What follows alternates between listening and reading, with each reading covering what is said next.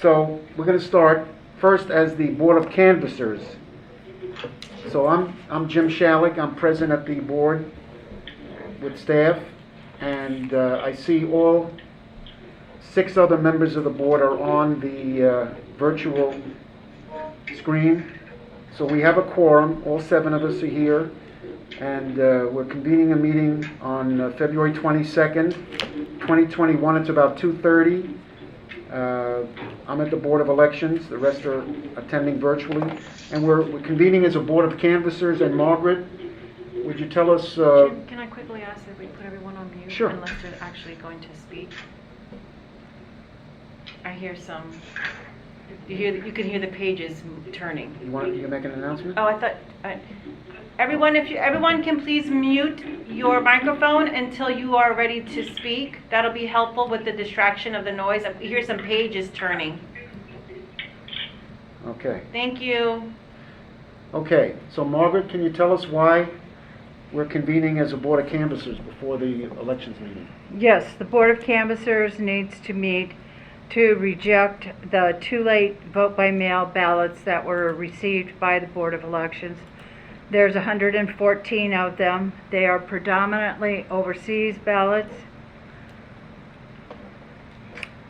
So I need a motion to reject. These ballots have been reviewed by the staff, and they did arrive after the certification of November 30th. The sticky says 119. It is. I'm sorry, 119 ballots. Can Do you they want to see put them them? on your screen? Yeah. There, that's enough. Are they on? Can you see them? Uh-huh. Yeah, We they can need see a it. second. Is there a second? I'm sorry. Nahid moved. Okay, but you have to take mute off. You have to take mute off if you want to address.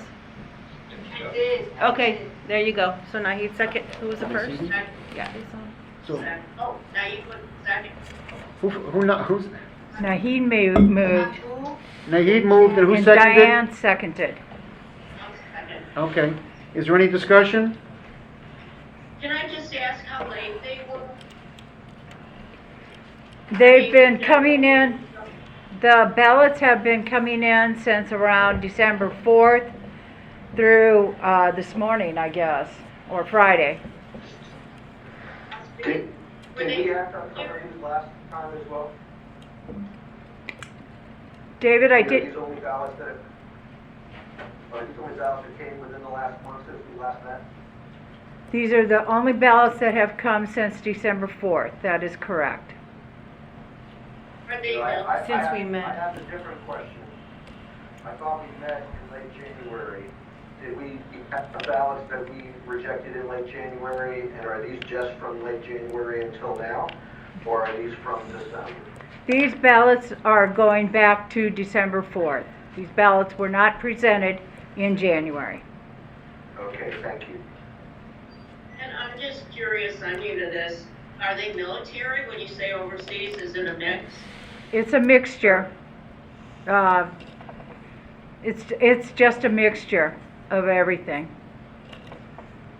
I have a special concern. I hate to see military because I have to think that it's through the armed services that their mail is being sent. The fact that those can't get to us on time really upsets me. Just a comment. Agreed. Oh, no further discussion. All those in favor of the motion to reject these ballots because they were received too late under Maryland law, say aye. Aye. Aye. Anyone opposed? Okay, unanimous. These ballots are rejected. Okay, we have one other item under the Board of Canvassers meeting. Yes. Canvas Lisa? minutes. The canvas minutes were circulated, and there were some changes presented to Ms. Jurgensen, and those changes were made and resubmitted via email to the board. Do they want to? Okay, what's the date of them? These are the 2020 general canvas minutes. Is there a motion to accept the 2020 general canvas minutes? I move to accept the following. September October 21, October 10, and November 11 as amended to be No. No, accepted. No. we're talking about the canvas minutes. The canvas minutes are the 2020 presidential general canvas minutes. The minutes that you're stating are the board meeting minutes. Okay, go ahead. I do that one. Is there a second? Because it, whatever was 2020. Is there a second? So that was. Diane, second. Any discussion? This is with the corrections on the spellings. That is correct. Okay. There was a Fine. this, and then the Dylan was, Yeah, there was, I think, my name, Diane's name, yeah, there was and the corrections. attendees at the certification were moved around. Chair, vice chair, secretary, they were out of order, and we have the spelling corrections. Any other discussion? No? All those in favor of accepting the 2020 general election Minutes. certification? Minutes. Minutes. Say aye. Aye. Aye. Anyone opposed? Okay, unanimously approved. And I think that's all for the Board of Canvassers, Margaret? Yes, sir. Okay, we have a motion to adjourn. I moved to adjourn. the Second. council meeting. Second. Diane, okay. Second. All those in favor say aye. Aye.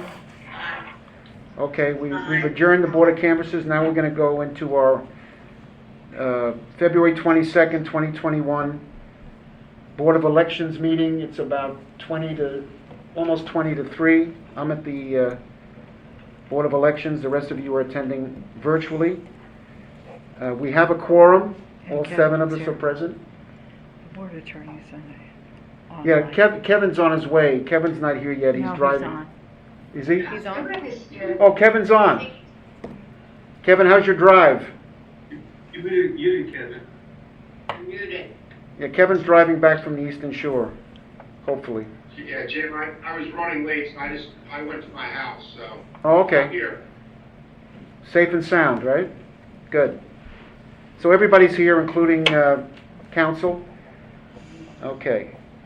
I know David had some remarks about a big loss in our county, but I just wanted to say that how appreciative I was. Everybody was distributed a letter we got from Barbara Sanders from the League of Women Voters, who's their liaison to our board. Been a tremendous asset to our board, a big help, tireless worker for the people of Montgomery County. Wonderful person, and she wrote us a beautiful letter thanking staff and the board, all the workers, for the excellent job we did. I hope everybody got a copy of it. It's really a beautiful letter. And thank you, Barbara, and the League of Women Voters. Okay, David, I know you wanted to make a remark. Yeah, and just to be clear, the loss we're talking about does not relate to Barbara. No. Okay. No. And I did see her letter, and it was a very nice letter, and she also expressed her thanks for the extent to which we are providing our information online for those who are participating in our meetings, which I know is something that Barbara and others use. I'm hearing an echo now myself.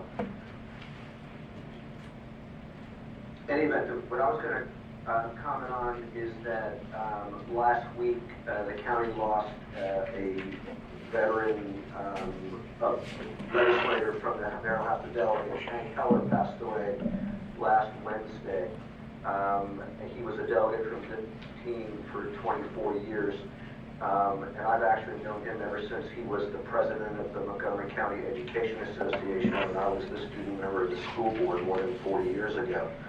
And it's a great loss for Montgomery County. He devoted his entire, several careers actually, starting out as a teacher and then as a legislator as well. He devoted all of his life to public service. and I just wanted to acknowledge that. I had the honor of giving the eulogy at his funeral this morning, and I have his family members and friends in my thoughts. He was a tremendous person. Thank you very much. What was his name? Henry B. Heller. He was known as Hank Heller. He was a delegate from District 19, served on the House Ways and Means Committee, and then later on the Appropriations Committee as well. Thank you, David. Thank you. Okay, do we have any additions or changes to the agenda? On the Legislation Committee, I didn't add that separately, but we can take up the Legislation Committee report during Margaret's report under legislation. Okay? Okay. Jim, when we do that, I would also like to let the board know about some things relating to legislation that I did on my own as an individual, just to inform the board. Okay. Not looking for board action. Okay. And the only other thing I was going to say about the agenda is that I will have a new business item. Okay. Okay, thank you. Okay, let's, disclosure of campaign contributions. Are there any contributions that have not been reported or since the last meeting by any of our members to candidates or issues that will be on the ballot under our jurisdiction? Does anybody have any disclosure of campaign contributions? No. Okay, hearing none. No. None are reported. Lisa, any public comments? No one has reached out to me before the meeting. Okay. I always ask because many people aren't aware of our procedures. Is there anyone, we limit these to 3 minutes. Is there anyone on our meeting virtually that wanted to make a public comment to the board? Okay, none being heard. Okay, Margaret, your report? Okay, well, first I'd like to make several announcements.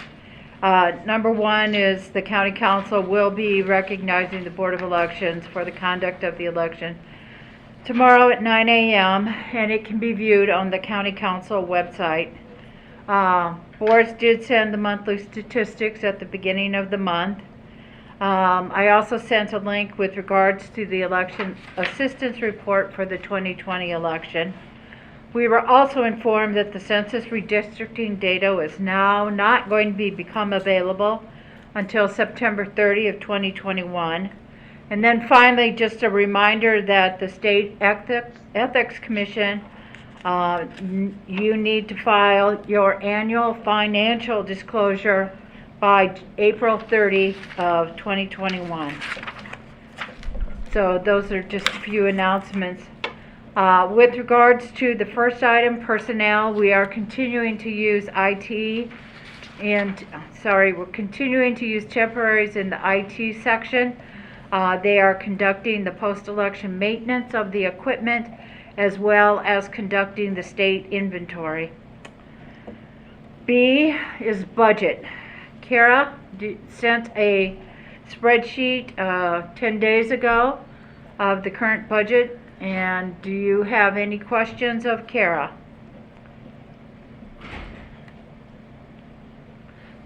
Okay. Does the budget include anything yet relating to poll books, or is that still being done? I'm going to cover that in a minute, David. Okay, great. Thank you. Okay, the next thing, moving on, voter registration. The audit was conducted on February 3rd and 4th. First going to call on Boris Brockovich to talk about the process. Then I'm going to have Allison McLaughlin explain the results, and then we'll take questions. Boris.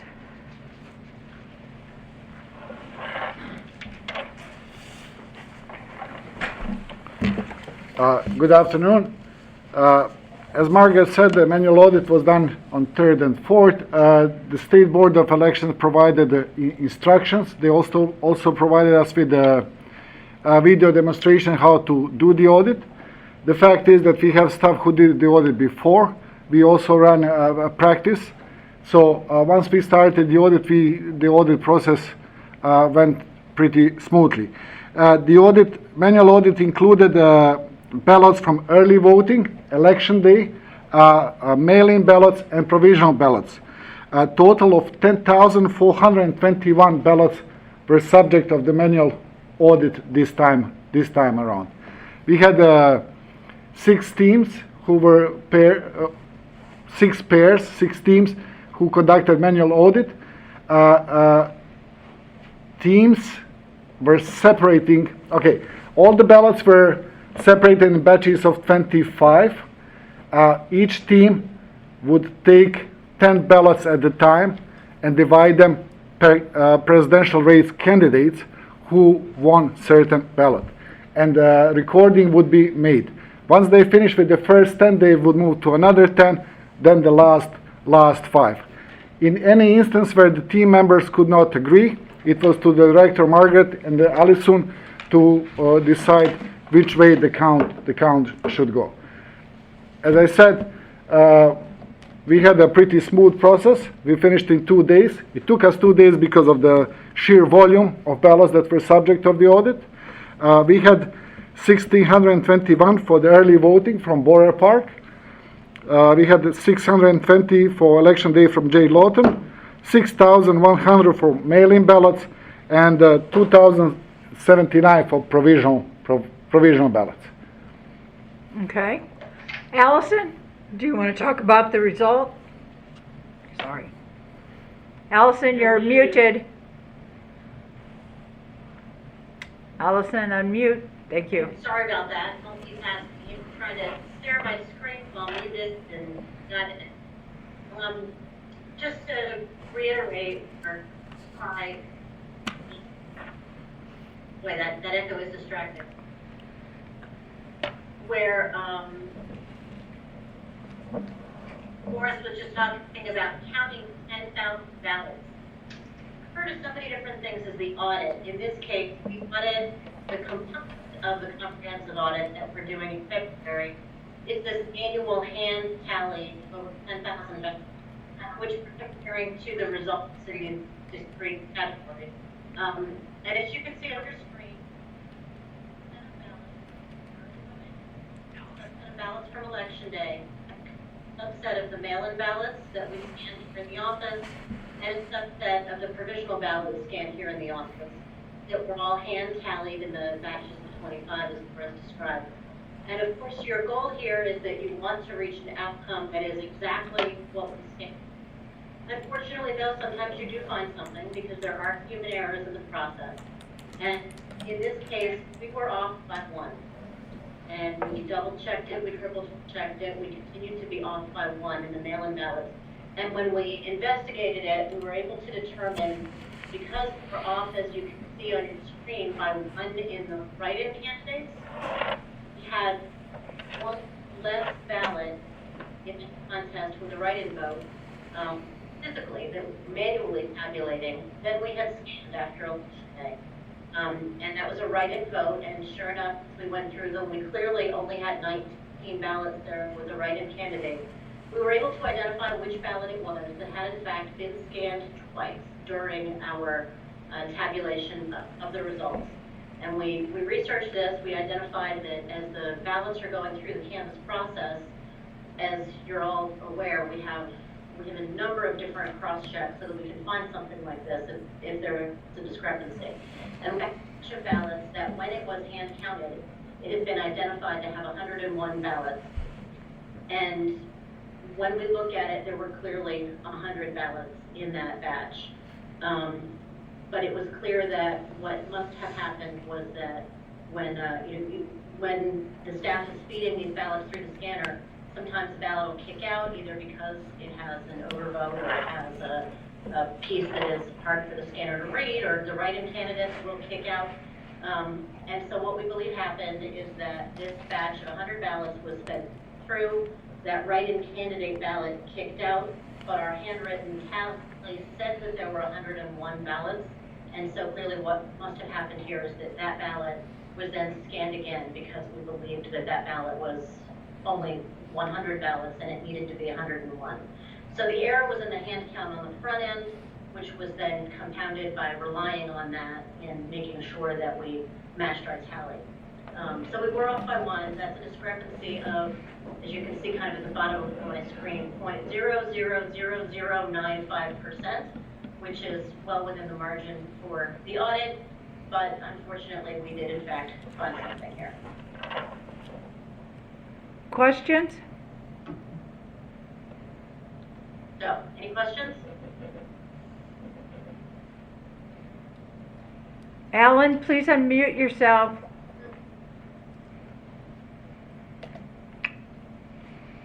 Can we unmute him? Alan, we can't hear you. There Oh, there he is. There was 10,000 votes, Emily?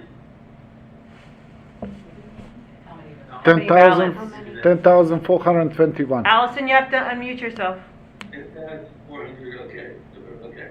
And then the next, how did you find that writing that was off? Because we were off by one, so we kept looking until we found it.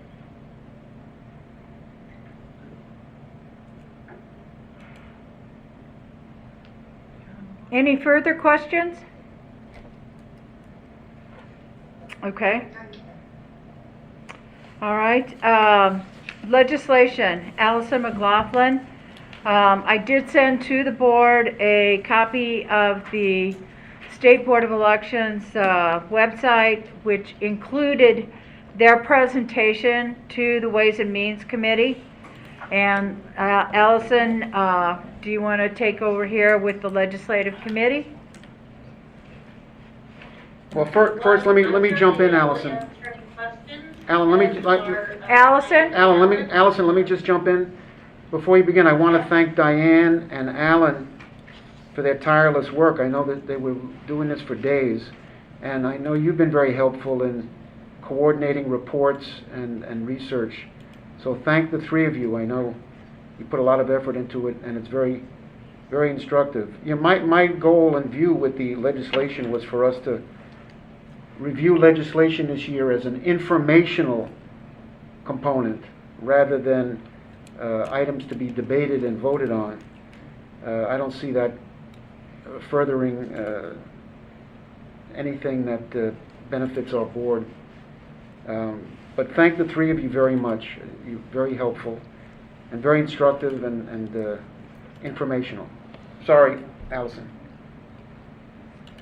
That was all I was just going to say, is that I'm available for any questions, as I know where Diane and Ellen. Lisa, what do you do? I just I'm have trying to Andy open, Mona they for- can't see any of this. I'm trying to open a document so that they can. Diane or Alan, you want to lead off and give us a little overview? I just wanted to say that Ellison just did an enormous amount of work. It's kind of mind-boggling how much for this on her part. There were 2 months. Oh, I'm getting a reverb. Can you guys hear me okay? We hear you. We do not hear the reverb. I'm gonna Oh, mute okay. us just Well, in then I'll case just, she does. So right now we're forge ahead. muted. I think Jim said it. He did, the idea, the objective was not to put the board all of this and take a vote on every issue, and I would have let it all pass, but for the fact that a couple days ago, we learned that David had testified on some of the issues. So, I just have a general question about what is the protocol with this board. I felt blindsided by it. I don't want to make that sound pejorative, but I was surprised that one of the board members testified and none of us knew in advance when we had spent quite a number of weeks on this. And again, just wondering what the protocol is. That we know before this, should we know before this happens? And I don't know, maybe we should save this question for after the presentation of the information that we have. I don't know if I'm going out of order on this. No, Diane, Diane, I would like. no, let me. Diane, this is Kevin. I'm sorry, this is Jim. Yeah, just, Diane, yeah, no, we had discussed at a meeting that, board members certainly could testify in their individual capacities, but I want to have Kevin chime in as to what his recall is, his recommendations, and and the propriety of a board member testifying in their own capacity, individual. Kevin? Sure. Jim, can you hear me? Yes. Sure. So, I mean, the protocol has been in the past that obviously if the board takes a vote, requests an individual member to speak on behalf of the board, that they do that. On the other hand, if it's simply a board member that wishes to go ahead and testify, that board member is free to go ahead and testify. They need to make it clear they're not testifying on behalf of the board, but they certainly have the right to express their own individual opinion on a particular piece of legislation. David, did you want to jump in now on, you said you wanted to address this? Yes, thank you. First of all, Diane, I'm sorry if you felt blindsided. It's never been a requirement of the board in the past to let people know in advance. I will say that I'm blindsided by this discussion because you have my phone number and never reached out to me to ask me why I testified. But I'm happy to explain now. Delegate Lukey, who represents District 14 in Montgomery County and is the House Majority Leader, reached out to me and asked me to testify on his bill on early voting. His bill would change the number of early voting locations across the state according to a population formula. That formula would give Montgomery County 2 additional early voting sites, but would also, in many cases, give some large geographic areas that don't have significant population as much a second early voting site. In fact, at the hearing that I testified at, one of the Republican members commented on the positive effect in some places of having more than one early voting site. I testified on a second bill at the same hearing, which I'll get to in a second. At the start of my testimony on each bill, I made very clear that I was speaking only for myself and not for any other human being, and definitely not for the board. But given that I was asked for my opinion, given that a year ago. I'm pretty sure that you and Jim and I all testified as individuals on legislation relating to early voting. I don't believe I knew in advance that you were going to be there, but whatever the case, I'm okay with whatever protocol you all want. It was not meant to be a secret, but it also was not meant to, there was no requirement to do otherwise. My day job has been extraordinarily busy for the last month, and I barely had time to prepare anything for this hearing, let alone to reach out to others. As far as the second bill goes, the bill that I testified on was the bill relating to internet ballot delivery. I don't know if the board, I'm quite sure that the board is not necessarily interested in taking a position as a board because I think it's a very controversial area.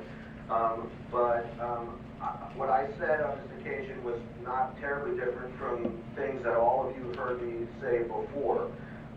Number one, I'm concerned about having different standards of what kinds of votes different types of voters can have.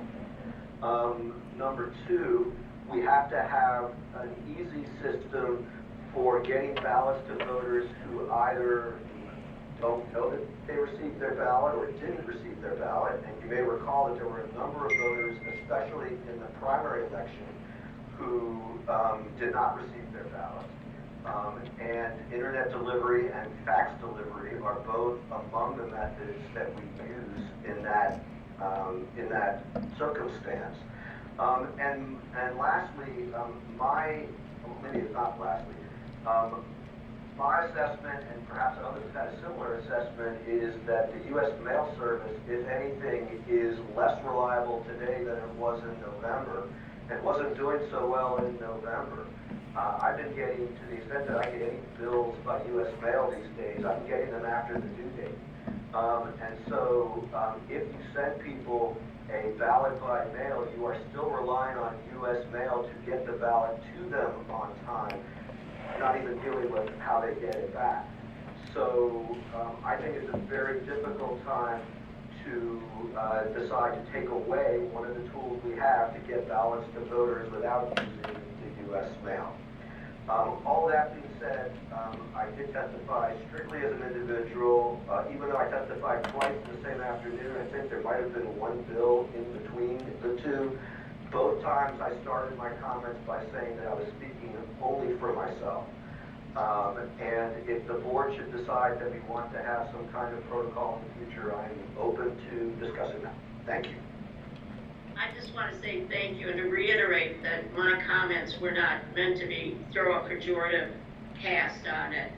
And all I wanted was for us to do what we're doing right now, and that's just discuss if there should be some sort of a heads up given, not to, you know, if I were freaking out, David, I would have called you. So, Alan, did you have, I'm sorry, Alan, did you have your hand up? Yeah, that's the committee. First, I want to thank Allison. She did a terrific job. She went through numerous bills and early in writing for us.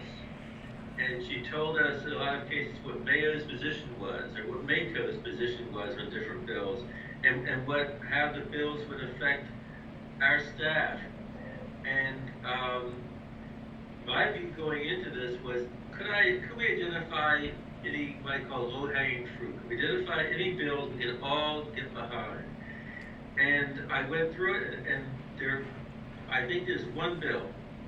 There's one bill that I think we should all get behind, and that's House Bill 341 on the absentee ballot canvass.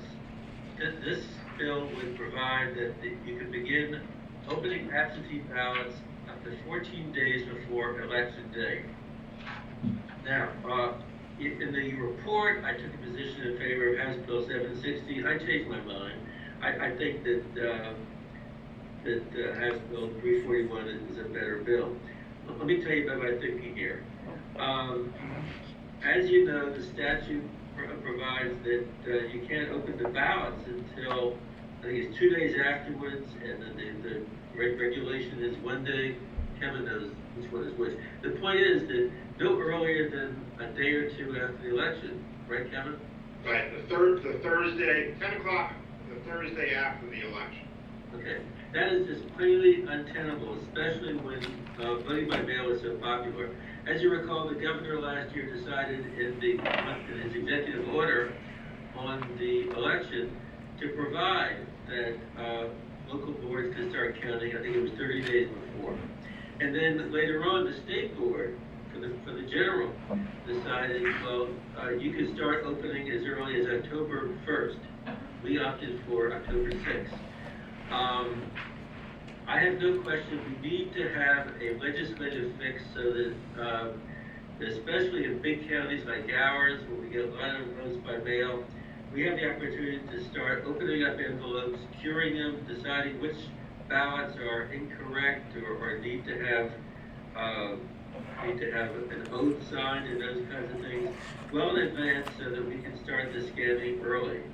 So I like to get a sense here. I think that 28 days is good myself. Mayo leaves in 18 days. The report indicates that as Allison said, that the county staff propose opening ballots 28 days in advance. So I have in mind making the motion, but before I make the motion, I want to get a sense on what the sense of the board is on moving the legislative time back for starting the canvass. Alan, before the board, But Diane's. go ahead, Diane, I'm sorry. I was just going to quickly add, as the other member of the board, my opinion on this before we discuss the board maybe taking a position on it. You all know my opinion on mail-in ballots. I think that in-person is the standard. I think that mail-in ballots, absentee, are necessary, and I support that. I do not support the let's just put it this way, I think because of the executive order that the governor gave for changes in the way we handled the absentee ballots, mail-in ballots, was because of an exceptional situation that everyone recognized. The power was given because of a pandemic, which we don't expect to be forever and forever in every election cycle. It was a one-off, ostensibly, when we went into this. I don't want to enshrine into law policies that I'm not fully supportive of anyway, because of an unusual circumstance that should be behind us by the next time we have an election. And I would not support voting for this bill. I said that I would hold no position, but I don't want to enshrine in law the 14 days before election day. I would think that opening them as early as early voting starts, you know, I'll not, right. Once you start adopting these certificates, remember the model we've all seen this work, though. I do not, you know, pass this, I want to support an action on that happening. I feel on this issue. Audio problems, Diane. I'm sorry. There's some audio problems here. Did you hear any of what I said? Yes. I did, most of it, but there was a distortion. Okay. We heard it, Diane. You know, before, But then when they open those ballots, they're not gonna announce who's ahead, who's not. It's gonna be kept a secret, right, Kevin? Which as far as you know. Yeah, correct. They're not, no results are gonna be known until 8 o'clock on election day or after whenever the polls close on election day. let me, It's another way to get results up earlier. you know, before we open up the discussion to the full board, I asked Margaret about this, and I think she has some insight on the effect that this has on staff. Margaret, could you share your thoughts? Yeah, I strongly support opening the ballots 28 days prior to the election. If you're going to have vote by mail, and we're beginning the process by federal law, mailing ballots out 45 days prior to the election. Therefore, we're starting to receive ballots probably the first week of October. The 14-day or 18-day date is while the board staff is trying to enter all of the voter registration data into the Maryland voter registration system. And once they complete that, that's the same time period when IT is uploading that information. Then that information has to be downloaded into the poll books, whatever kind of poll books we have, and then that has to be turned around to be prepared for the days of early voting, whenever that's going to begin. Because of the complexity of the equipment and the communications requirement of the equipment at early voting, we have individuals that our entire IT staff, except maybe for one person, is out in the field trying to set up 11, 12, 13, 14 early voting centers over the course of 2 or 3 days so that we open at the same time on whatever the Thursday or Monday prior to the election. So for a major metropolitan area such as Montgomery County and Prince George's County, 14 days doesn't help us. It would help us if the county agreed to invest $350,000 plus into some type of electronic sorting system. But right now, that's highly unlikely, unless, you know, there's a rain of money that I'm not aware of. I would strongly encourage the board that if you should take a position, the position should be that it should be 28 to 30 days prior to the election, because quite honestly, the night on November 3rd, the first thing we posted was the vote by mail. Then we posted early voting, and as you recall, because of the precinct-based requirement, which you're still going to have, we ended up not being able to post those results until the next day. Now, hopefully, those technical issues will be resolved, but we did have some sense of the vote on election night based on vote by mail. And we ended up counting well over half of the vote by mail ballots from the 30 days, or the beginning October 6th until November 3rd. As a staff person who actually has to work here and do what we need to do to tabulate the ballots so that they correctly and accurately and fairly represent the community's vote, we would say to you that we need to have that cutoff either 28 or 30 days prior to Election Day. Thank you, Margaret. Any other Margaret, a question, please? Yeah, Go ahead, and then Alan. Okay, thank you. Margaret, if I look at the calendar correctly, this past election did have 28 days because October 6th is 4 weeks before November 3rd. So can you address what you expect for the next election? Obviously, none of us know what the public health status will be, but if we are no longer in a pandemic, I guess the question is, do you have any expectations as to what vote by mail is going to look like? If I knew the answer to that, I would be selling it. I don't have a good answer for you. All right. Reasonable projections. I mean, my own thought is that a lot of people learned about vote by mail who didn't know about it before, and that the law, unless the law has changed, the law is that anyone who wants to vote by mail can do so without having to have a reason.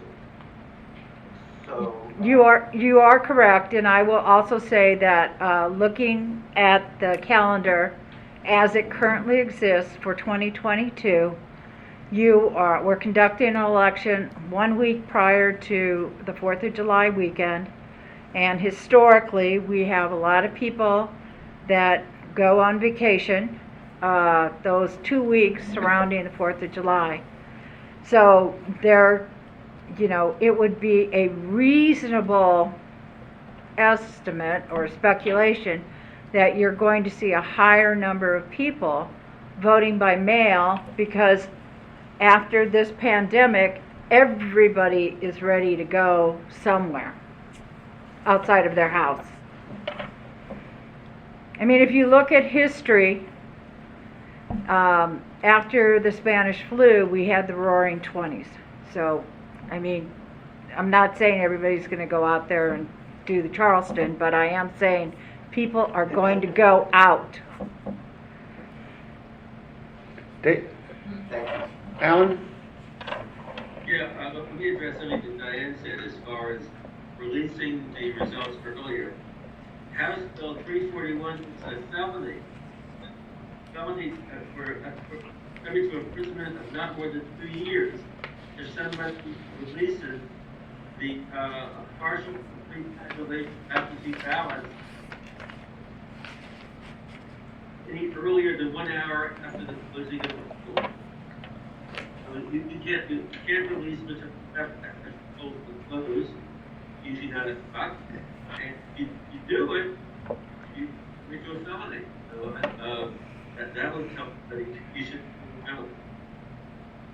Okay, yeah, no, I appreciate that. Thank you, Alan. Accidental or intentional felonious early release is just one of my concerns. I would have to say my fundamental concern is more ideological and philosophical, and that is, I believe in election day, there's early voting, and I can understand that, we've gone to that, but I still think that elections should be held with a focus on a specific date for all sorts of practical reasons.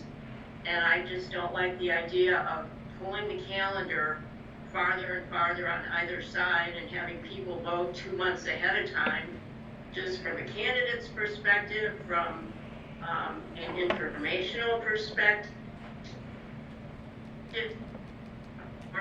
That historically, our elections have been centered on one point in time with understandable allowances for stretching that.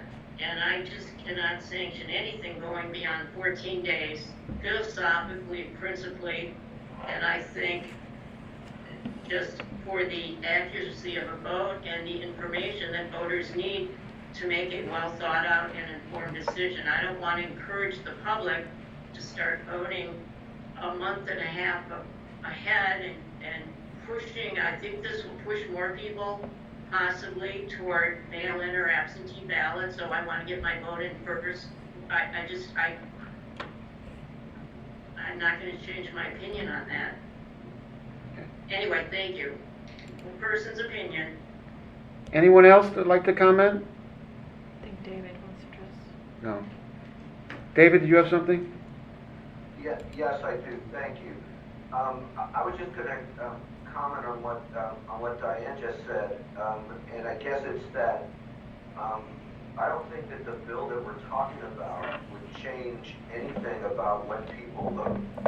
I think when people vote is already a matter of law, and people can vote very early, and I think that that's kind of based on the motivations of the individual voters who vote by mail.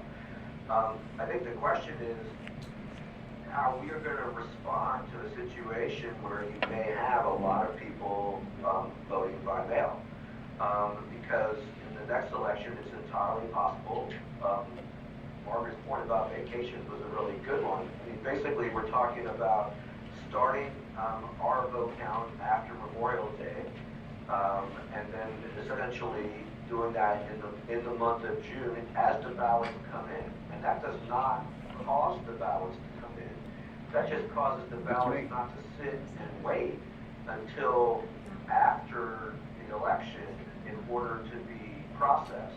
And if we're going to process them after the last Tuesday in June primary, where the last Thursday in June is the soonest that we can start, we're basically going to be looking for people to help us at a time when they're going to be on vacation as well. No, they can see you. So I think that I know that you're a believer in election day voting, but I think you may also be a believer in trying to have results as close to election day as possible.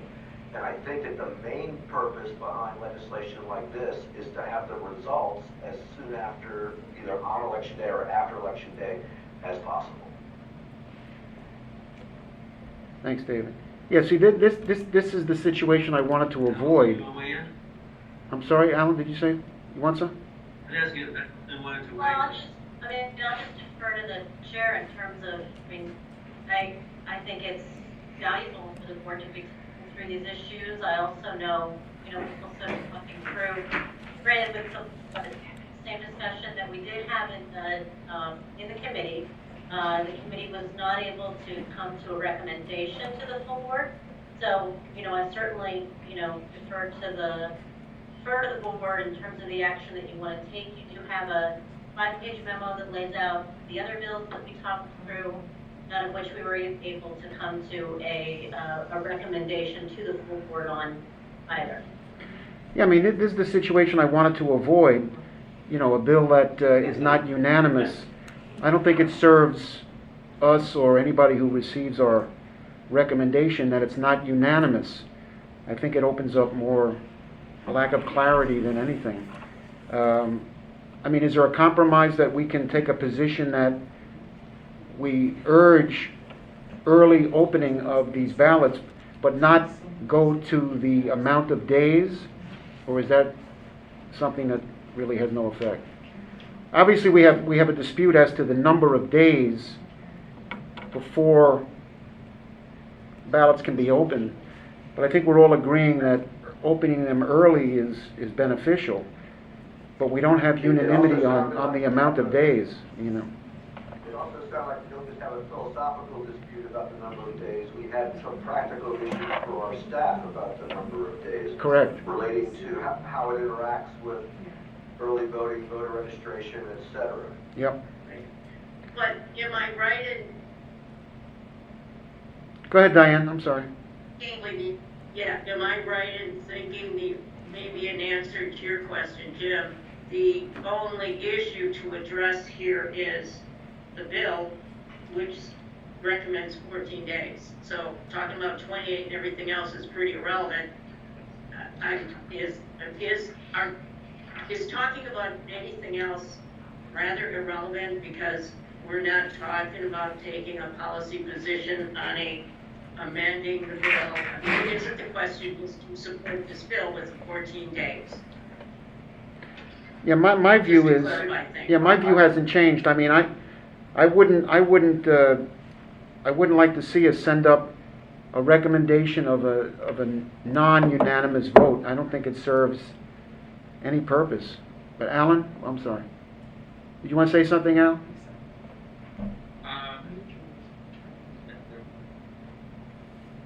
Well, no, I'll just say, we can take a position, Diane, in favor of the bill with an amendment to X days. But there may not be a consensus here on what X days is. The staff would like to see 28 days. I'm fine with that. I hear people saying fewer than 28 days.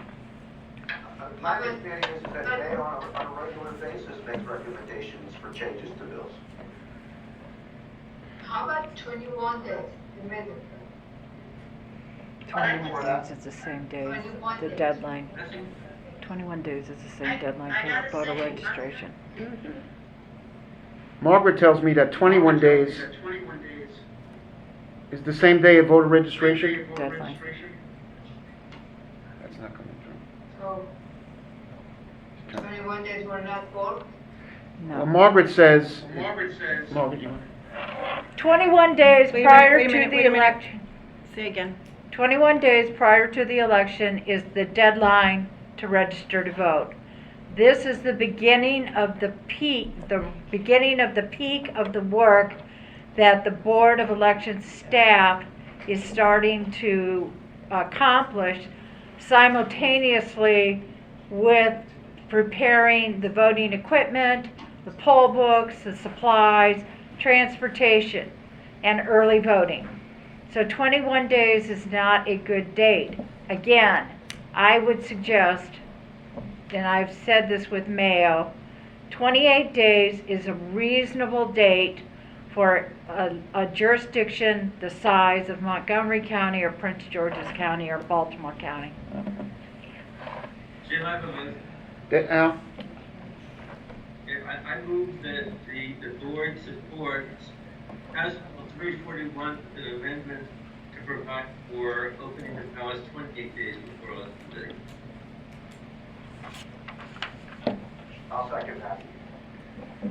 Is there any discussion? Yeah, this is Diane. Go ahead, Diane. I think, first of all, I oppose that. Second, I think if we can't reach an agreement on a single bill that we've been given, how are we ever going to get agreement on a bill that we can't agree on with an amendment that we can't agree on? I mean,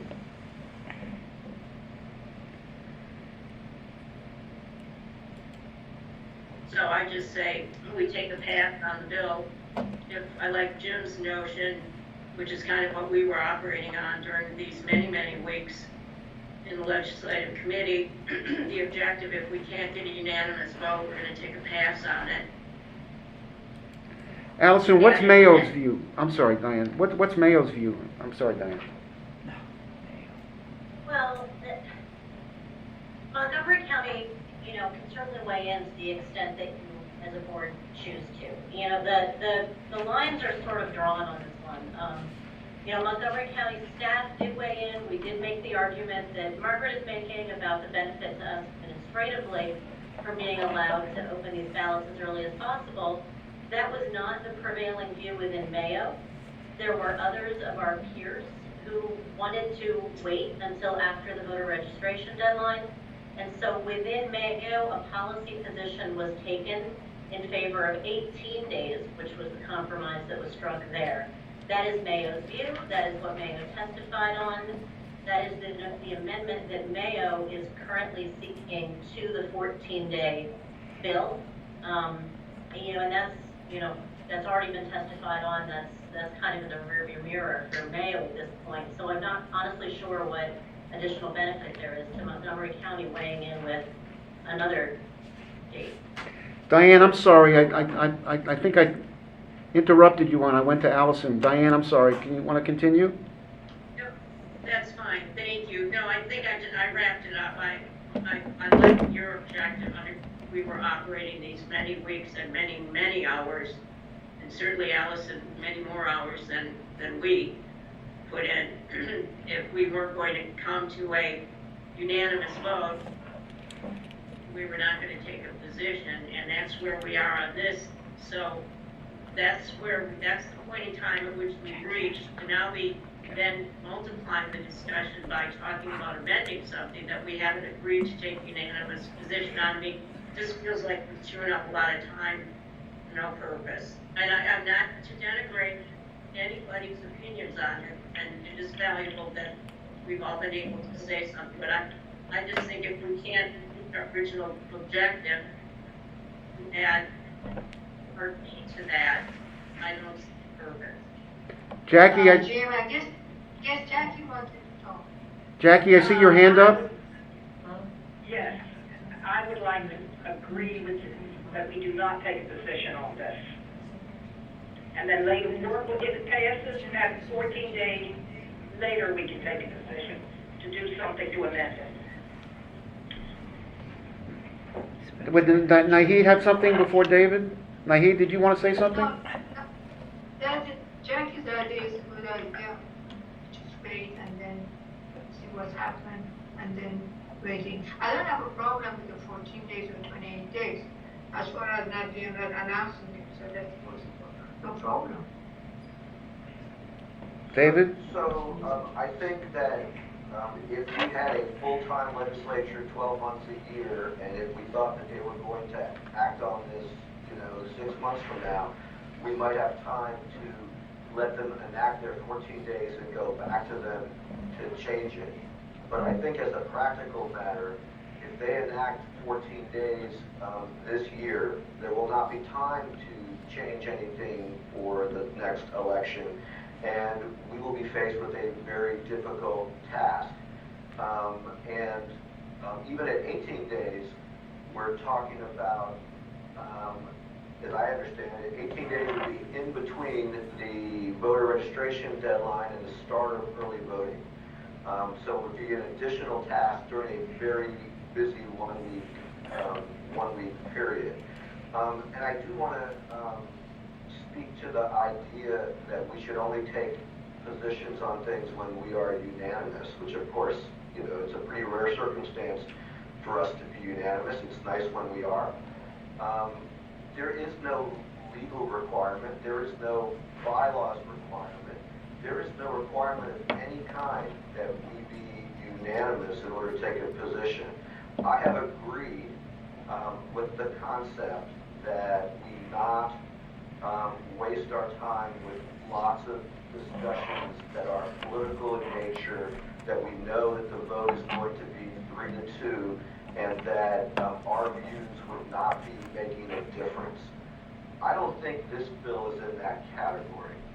And I would add, by the way, that in terms of my not coming to the board for a position on the early voting bill, I thought that bill was in that category. That it was, likely to be something that was, just a 3-2.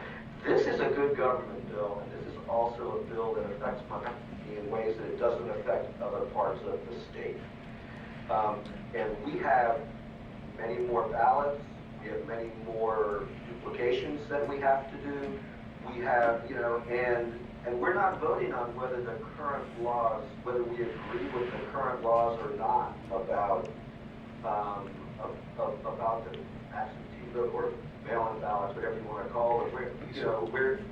we're only talking about how we process those ballots.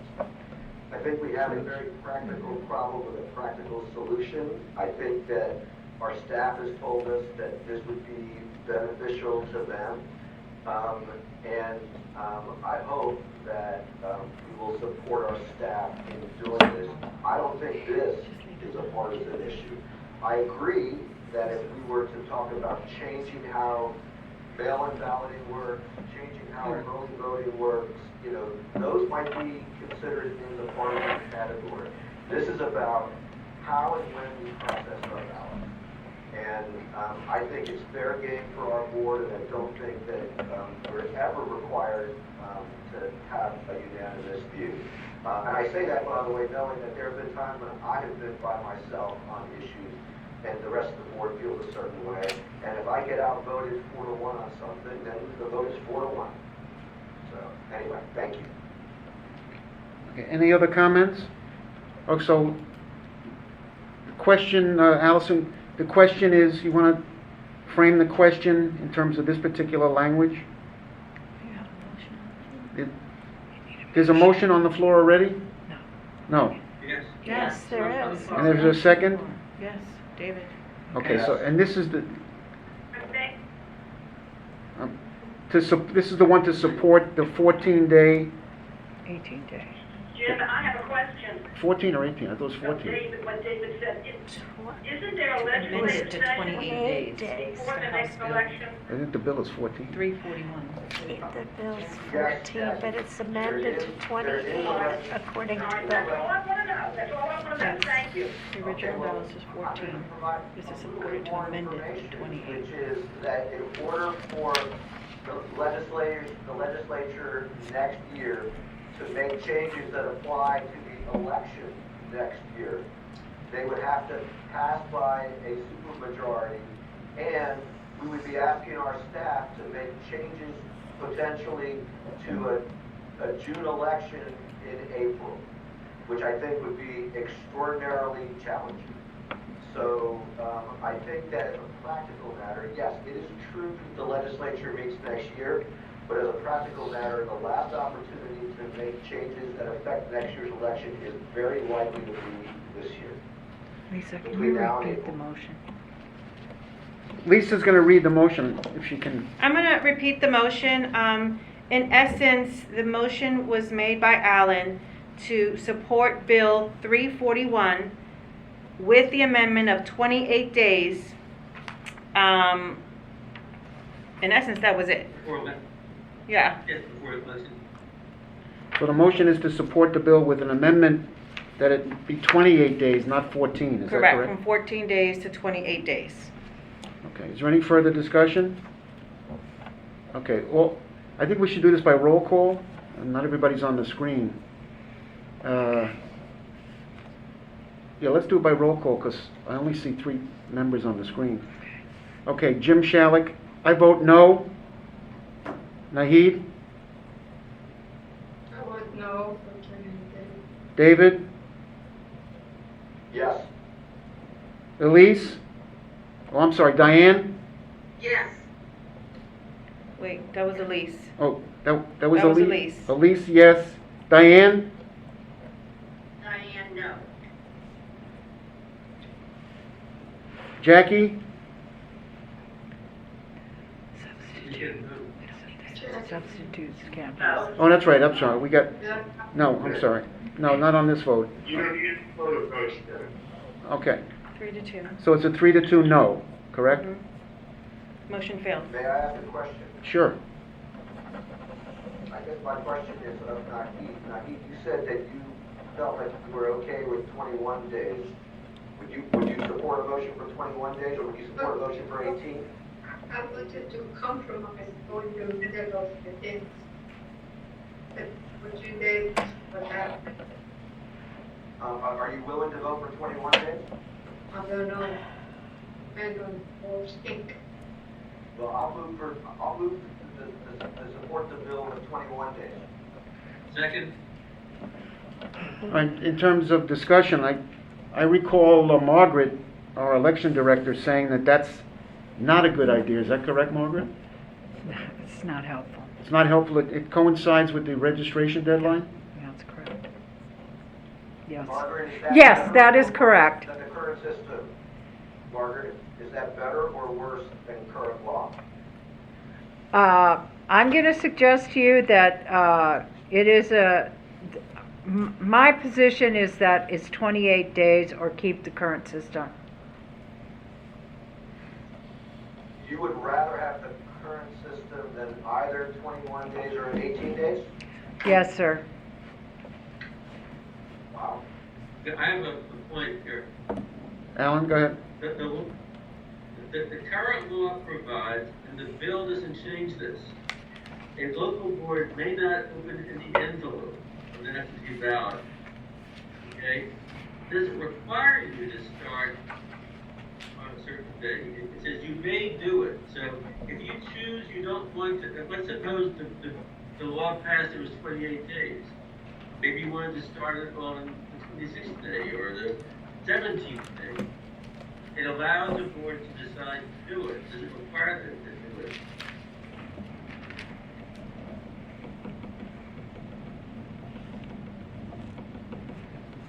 Is there any further discussion on the motion? So David's motion is to 21 days. support the legislation in the House bill, but amend it to 21 days. Is that correct, David? Yes. Okay, any other discussion? We'll take a voice vote, an individual vote. Jim Shalick, I vote no. Naheed? I vote no. David? Yes. Diane? No. Elise?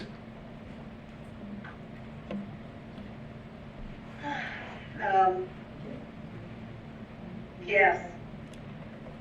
Okay, so the motion fails 3-2? Yes. Okay. All right, any other discussion on legislation, Allison, Alan, or Diane? No? Okay, Margaret, you want to go to State Board of Elections? State Board of Elections. I did send you a link to the State Board meeting. I think the most important piece that came out of that meeting for us is that the State Board staff advised the board members that the voting system will be upgraded and that those cost estimates were not included in the FY22 proposed billing to the local boards.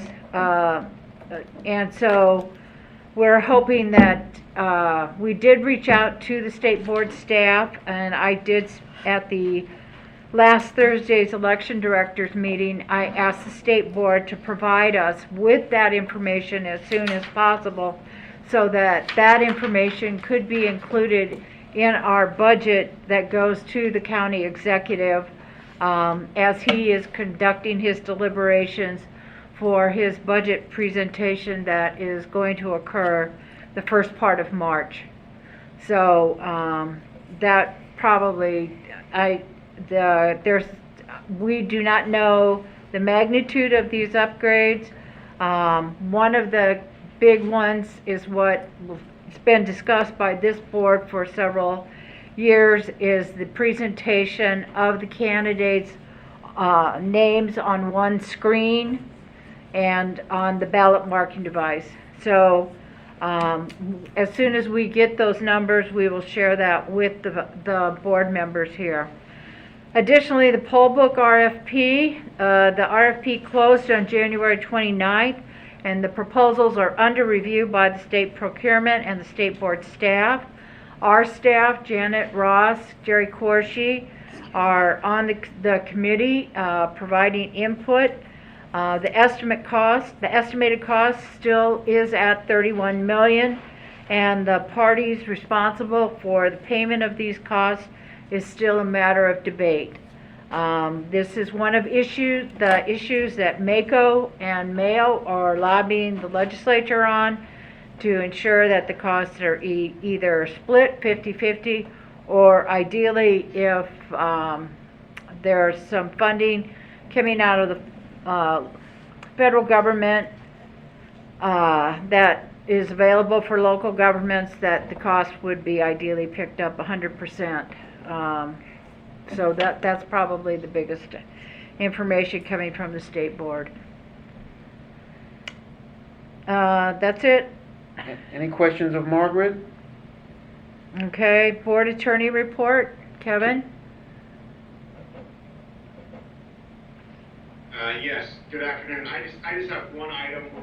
I'm working with Chris on a Public Information Act request.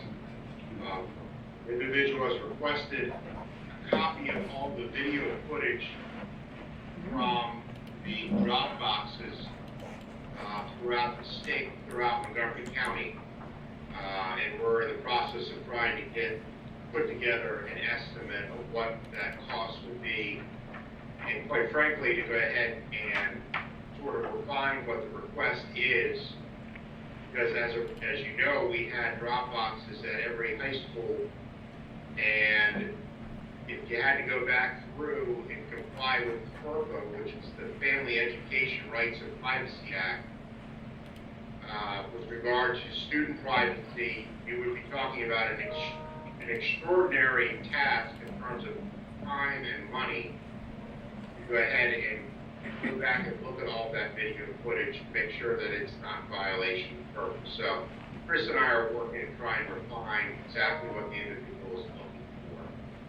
Could you please tell us who requested it? I could, other than I was up very, very early this morning and I forgot the gentleman's name. I'll send you an Call. email. Yeah, if you could send us, I'd like to see the request itself. And do we own all that video, or do we have to get it from other Let Kevin places? deal with it. We have some of it. Some of it we have in our possession. The Board of Education is going to be problematic. But we also have some private facilities as well. We do, and I think Chris has gathered a lot of that, but again, the Board of Ed is going to be an issue. Kevin, was this a state request or just Montgomery County? This request started at the state board level, and they've asked for our assistance in trying to gather some of the information.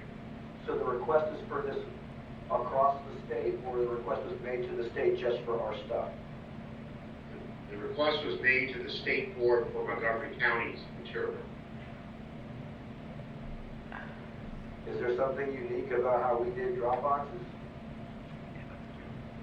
No, it has something to do with an allegation that one of the elected officials was electioneering within the electioneering lines.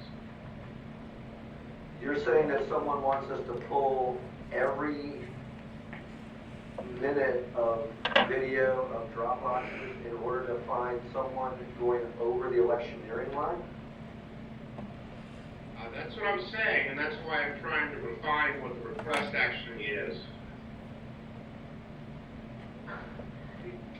Because obviously we're talking about hundreds upon hundreds of hours at each high school. And everyone would have to be reviewed. Does the requester not know where the alleged violation occurred? We are trying to pin that down. Isn't there a burden on the accuser to provide a reasonable charge for which you need to be responsive? This doesn't sound reasonable in any way, shape, or form. Well, it is, and it would be tens of thousands of dollars. I tried to go ahead and get that estimate from the general counsel for Montgomery County Public Schools. Unfortunately, we were discussing what it would cost at the time that she announced that she was leaving Montgomery County Public Schools. So I need to circle back with who's in the acting capacity as general counsel to MCPS. But I mean, can't you go to the accuser and there isn't some way to invalidate a charge that is this overbroad? I mean, it seems ridiculous. Or am I missing something?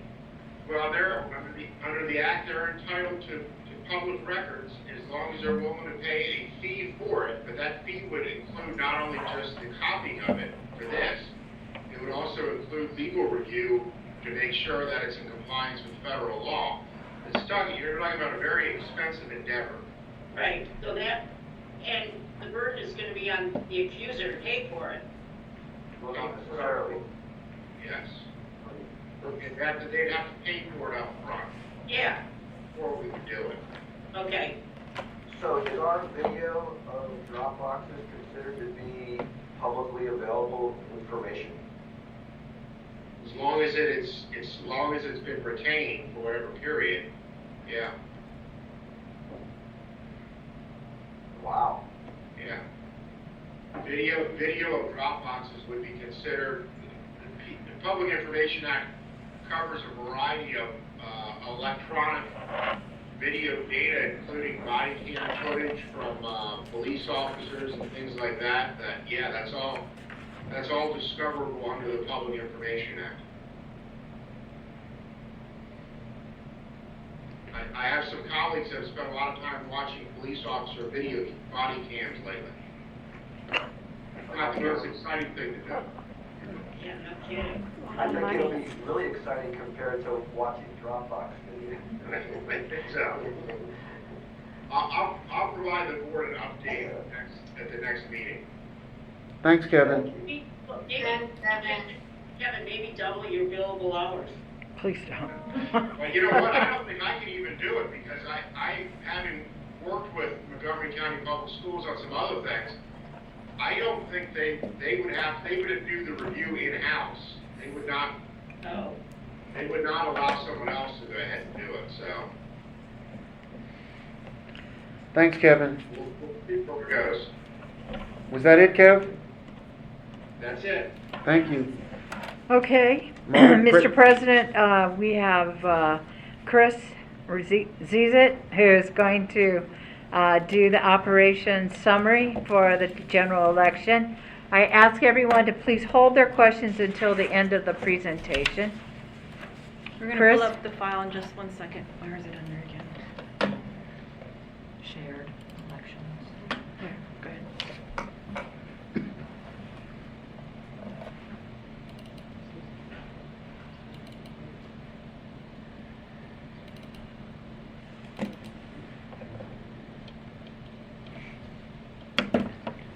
Went to PowerPoint, right?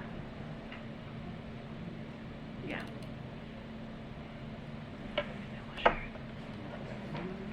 What's up? Good. Okay, Chris? 1 second, 1 second, here we go.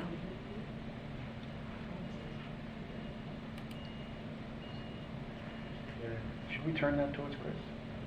We'll be fine. Oh. Well, that's not it. What happened? Janet, where'd it go? The PowerPoint that she just brought up.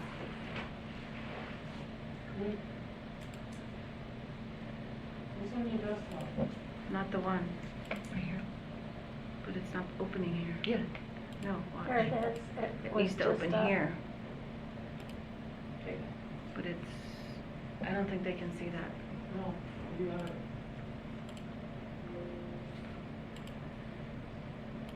They can't see this because it has to be shared a different way.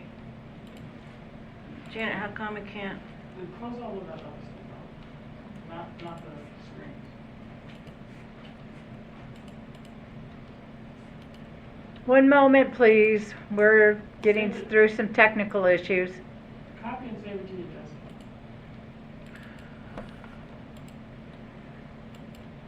Is this that PowerPoint that we received? Yes. Yeah, one moment. Yeah, we're trying to get it up. And it's, I have to say, it's very impressive, the one that we received. Yeah, this is the finished product. Are you ready? Can you all see it? You say yes. Can you see it, Diane? Yes. Yep. Okay, Chris? Hello, everyone. How are you today? We're going to start. That's good to hear. We're going to start with a summary of the operations process during the 2020 election. we'll go slide by slide, and I'll be glad to answer questions at the end of the presentation. Candidate filing for 2020 was about doubled from a prior same type election year. The candidates were provided with multiple pieces of information in order to guide them through the process. The primary piece of information that they always receive is the summary guide. The summary guide is created by the state, and it's more or less a step-by-step process of how a candidate approaches filing. And we have some statistics on the election for 2020 as far as filing goes.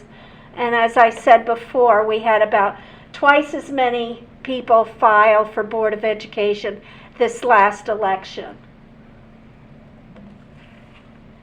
Now we go on to ballot preparation and distribution, and there will be numerous photos that we hope explain some of the process. The first slide with the 1.75 million ballots ordered. The ballot was a significant change in the general election because of the introduction of the precinct-based ballot.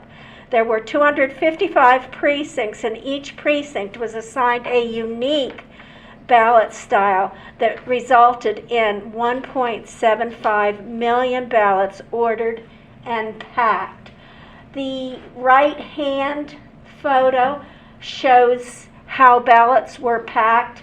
We had constructed boxes, organizers, and there were about 10,000 boxes constructed by staff in order to organize the ballots. And each one of the boxes was labeled with a particular ballot style. Each early voting center and each vote center received a full complement of ballots according to what you see here on the screen. Okay. The ballot or the packing process took 28 days and approximately 2,000 man-hours. There were over, and as I said, there were over 10,000 boxes organized and constructed for 255 precincts. We go on to the next. Operations was responsible for collecting the ballots from the postal system. We were having our staff go out to the Rockville post office twice daily, and close to the end of the election, we were going 3 times a day, collecting ballots and bringing them back to be processed. A ballot takes many routes. The first on the left, the photo is arriving at Shady Grove. We took numerous groups of absentee ballots and delivered them personally to the Shady Grove depot. Then we had absentee voting at our premises, at our office. And then on the right-hand side, there's a photo of the area where the ballot processing or packing took place for in-person voting. Ballot drop boxes. Ballot drop boxes was a new program, as you know, instituted in the 2020 election cycle. These photos here show the different processes that went on. The truck is when we received the box for delivery. We have different boxes shown here as they were installed, and along the way the process of collecting the ballots and bringing them back to the Board of Election. That lower right-hand photo is 1 day's worth of ballots. I think that was just a morning delivery of ballots from the various drop boxes in the county. Then when we went through the election process of closing up the ballots on election, well, first of all, we have the installation. We had 3 different phases of delivering the boxes. And after all of the boxes had been delivered, we had 52 off-site boxes delivered. Now we go into the election night cycle.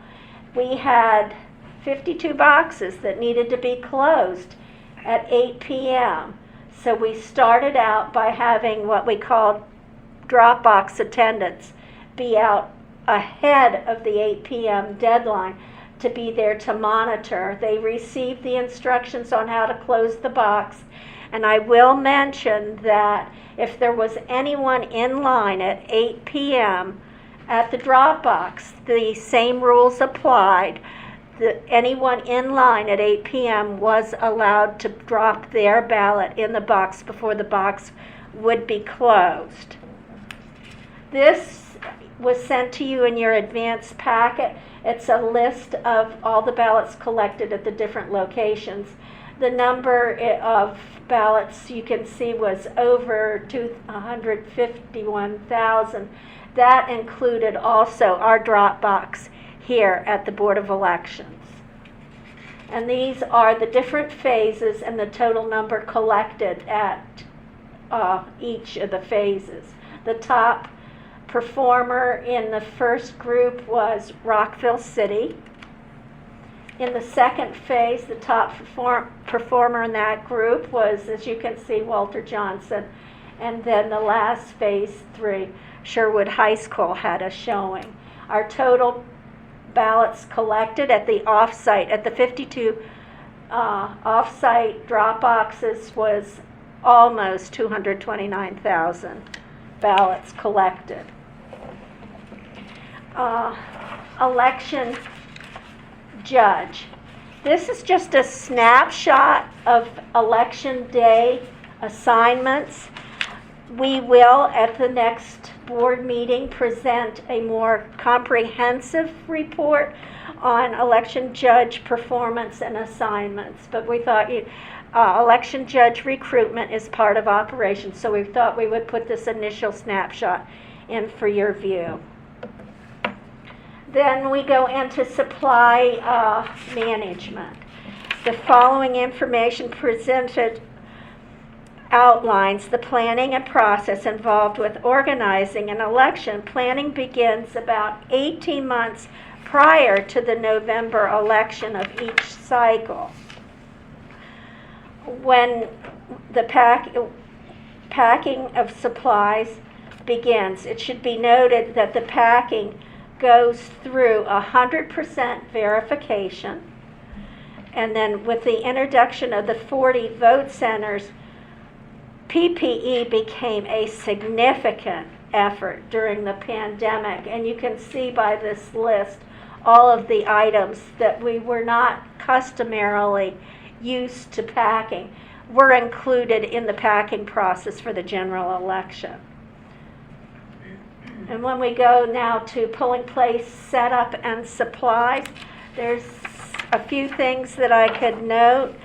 The first thing, the pandemic presented a significant challenge to us. We had basically in operations planned for a precinct-based plan. We already had that set, and then last spring we were presented with COVID and our election was delayed. We went through the primary election, and then as we went through the summer months trying to apply what we knew was going to happen or were foreseeing, anticipating on what was to happen, we had to create a plan based on the governor's mandates, but that was not settled. We went through several changes before it was basically settled the end of August. The second thing that might be of note to you is that voter notification was important to us, and we have taken different methods of notifying the voters. The one major thing that we did close to the election was at each one of the polling places, the original polling places, 232 polling places, we posted signage out there to try to alert voters that might arrive at that location, that they had alternatives, that location was not a polling location, but we gave them extensive information on how to vote on election day. And the third thing that we could talk about is that we did collaborate with numerous agencies throughout this planning process, but Health and Human Services really helped us during the pandemic, making sure that we were following protocol and that we were keeping voters and election workers safe and as healthy as we could. Then the last thing that I might note on this particular slide is that this election not only was challenging because of all the changes, it was a volume that we're not necessarily accustomed to accommodating. Almost 80% of our voters voted in the November election. Here is an illustration of the process of packing. Packing is done of supplies in stages. Each stage is then verified before it's packed.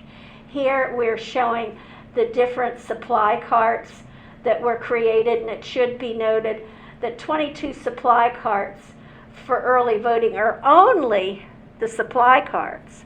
Ballot carts had to be sent out as well as equipment carts. So 22 is not the total number. Another illustration of the packing process. This is an illustration of the materials that we pack for the chief judges. The chief judges receive sensitive materials that are packed expressly for the chiefs, and that is done in the verification. You'll see the binders, which have a lot of the important documentation that is recorded daily during an election, and then the election red bags for the chiefs, which have sensitive materials in it. Our delivery of equipment was the picture here. You see staging of the equipment.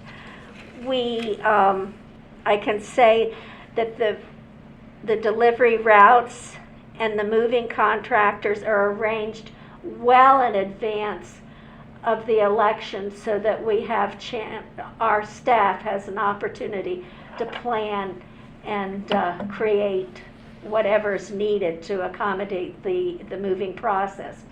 The picture in the lower left-hand corner is the staging of the poll books. The poll books are wrapped with shrink wrap and labeled on the top of the units so that all of those units are delivered to the correct polling locations. This is a delivery out at Sandy Spring for early voting. These are statistics regarding the different routes and the numbers of pieces of equipment that were taken out. And as you can note, we delivered out to the early voting centers and the vote centers over 3 million pieces of paper. The logistics, there were multiple planning sessions were conducted in collaboration with the county supporting agency, and especially during the police department helped us significantly with the planning. These are photos of some of the unusual situations that we met with this election. We needed to send out cases of water. Over 300 cases of water went out to the polling locations. Because of the pandemic, all of the water fountains were closed, and the only way we could accommodate our election workers, make sure that they had water, was to send out the bottled water. The two pictures on the right show the floor coverings of 2 of the gymnasiums. This is becoming a significant endeavor where we are asked by the organizations to protect the flooring of these gyms. Operations is also part of election night returns, and we are responsible for setting up the process. We, as I said, collaborate with the police so that the voter flow, the election night returns by the poll workers are done safely. We have police monitoring the flow and helping out throughout our campus to make sure that it is safe. Now, this is the audit process. The operations staff is included in the audit that goes to the state mandated audit. On the tables, you will see the voter notification cards. Authority cards, excuse me. There are 170,000 pieces of paper there to be counted by the operations staff, and temporaries also help. And then at the end, there's always cleanup. We have multiple inventory pieces that take place, and then things are put away for the next election. Now we go to the turnout. Early voting turnout, you'll see the numbers there, and then we go to election day turnout, and there we can see the significant drop based on our vote by mail option, and then vote by mail, mail-in voting, there the number was significant. And overall, as I said earlier, the staff here at Board of Elections accommodated almost 80% of the voters who voted. Surveys, polling place support program was suspended. The state was trying to mitigate exposure, and so we were told that we would need to do the extensive polling place support review that we normally do, but there was a review at the 25% number, and was put into that evaluation was put into the audit process. Our comments from our voters, you can see that they arrived mostly by automobile. That was the preference on how to get to the polls. And you'll see here, early voting on election day, we had the question, how convenient was the location to them at during early voting and election day? And you can see the answer basically was completely. Most voters felt that they were close to a polling place. We had numerous positive comments, and you can see by the two slides, early voting and election day. The overarching comment that might have been of concern to voters was privacy. I think that had something to do with the pandemic, with us trying to social distance. This shows wait times for the first morning of early voting at 8 p.m. This is what the numbers were as far as wait times go for each of the early voting centers. And then we looked at numbers about an hour and a half, 2 hours later.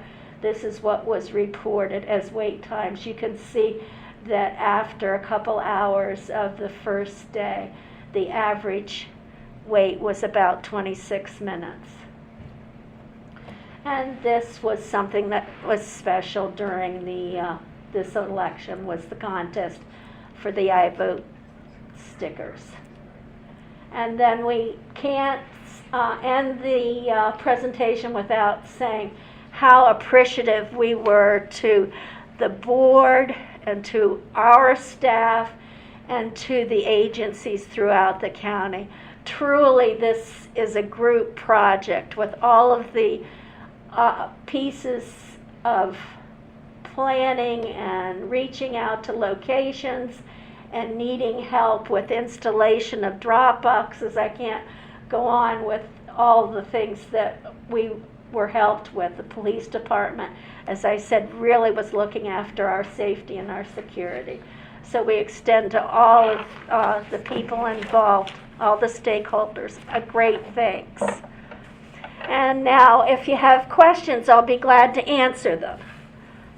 Chris, before there's any questions, I know I speak for the board in thanking you and the staff. This is unbelievable, the amount of work you did and the size of this. I've always said we're bigger than 4 or 5 states. Recently I looked, and I had one of my associates look. In terms of registered voters, we're bigger than 10 states and the District of Columbia. This is a yeoman's task, and thank you and the staff. Unbelievable, great job. Thank you. Thank you. We appreciate that, and I hope our staff is listening today. Any questions?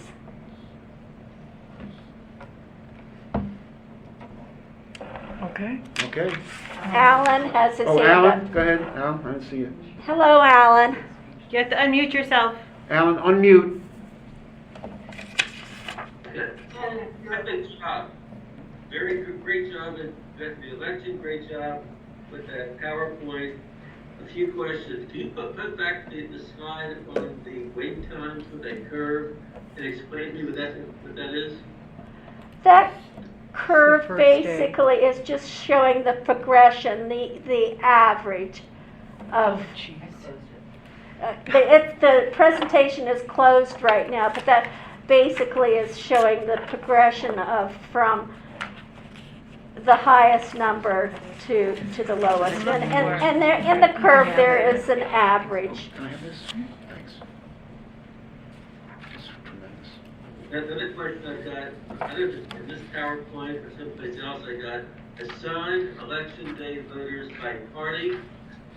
Yes, And it indicates certain number of staff assigned to curbside voting. Do we have a record of how many people with curbside voting? that number, I don't,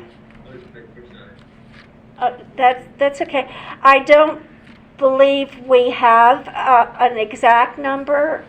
Boris, did you? I have to look at my files. We are talking about 20 people because we ran 2 shifts on that particular day. The staff had to report at 5:30, 6 o'clock and stay after the closing of all the places. So we ran 2 shifts. We had around 20 people assigned to in those 2 shifts. So you'll provide But the how number. many voters voted curbside? Voters. Voters, I don't have. Those voters would have been rolled into the vote by mail group. Okay.